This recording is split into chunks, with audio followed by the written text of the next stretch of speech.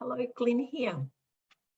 Today I have 7 tips for you to step out of stress and into your personal power. So first tip is to, I guess the first thing, apart from the 7 tips, is to make a decision to actually do that.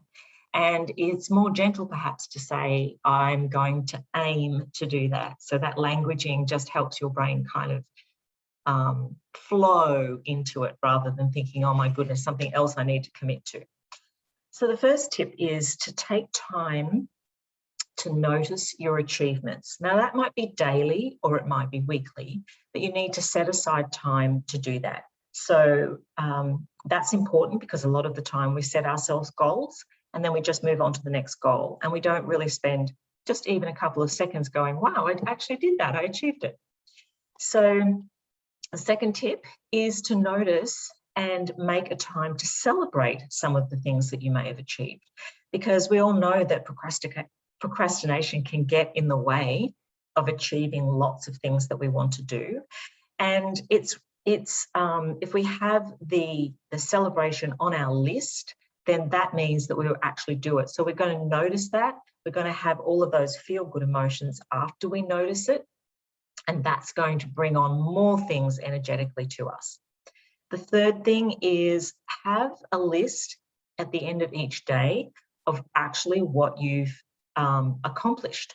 And it can be something really simple, like I ate healthy food, or I went for a walk, or I got up on time, or I didn't press the snooze button, or something like that.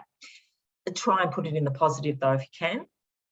And also put down what need it meets, what actual universal human need each one of those things meets.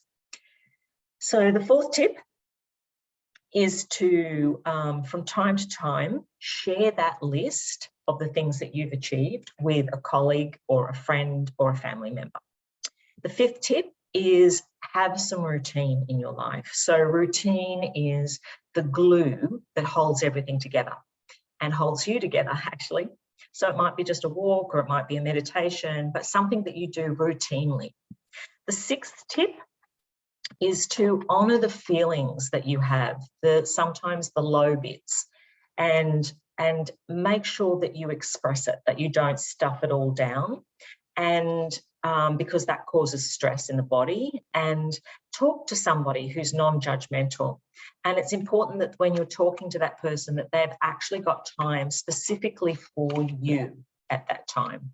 So the seventh tip I've got is to eat nourishing, healthy food.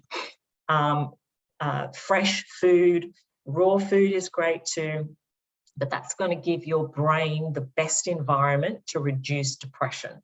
So we don't want to increase cortisol, because cortisol increases our risk of depression and mental health issues, and it decreases our resilience. So unfortunately, in these times as well, we go reaching for sugar a lot of the time, and that puts an environment in your body that causes ill health. So you don't want to go that route if you can avoid it, and I would suggest that you avoid it if you can. So think of healthy rewards that you can celebrate your achievements.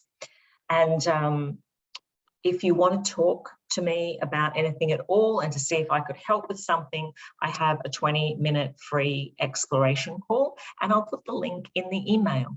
So I hope that you're all going well, and thank you so much for listening.